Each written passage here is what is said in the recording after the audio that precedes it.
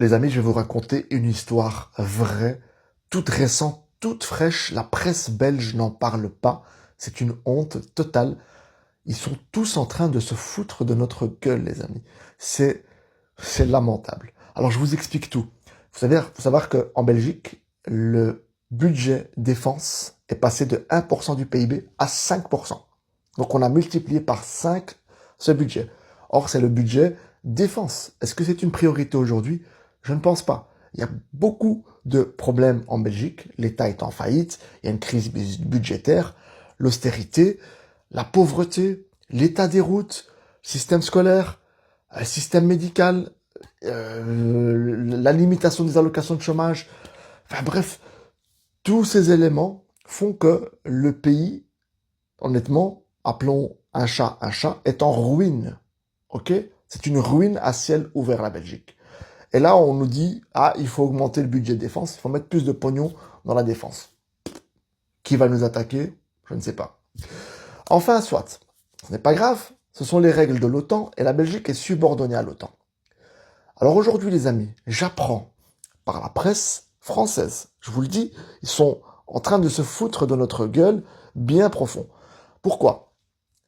La Belgique a investi 6 milliards d'euros. Oui, 6 milliards d'euros pour quelques avions F-35 qui viendront remplacer les F-16. Ces avions-là ont été commandés aux États-Unis. Ils sont bien arrivés en Belgique. Mais il y a un gros souci que nos politiques, que notre gouvernement n'a pas saisi. Un gros souci, les amis. Énorme souci. J'ai envie de vous dire, c'est 6 milliards d'euros jetés par la fenêtre. Je vous jure que c'est pas une blague. Pourquoi? Ces avions F-35 hypersoniques sont tellement rapides que malheureusement, écoutez bien, le pays, la Belgique, est trop petit. Et donc, il est impossible d'entamer des exercices avec ces avions en Belgique. Impossible, les amis. Je vous le dis. Et donc, obligatoirement, il faut l'autorisation d'un pays limitrophe.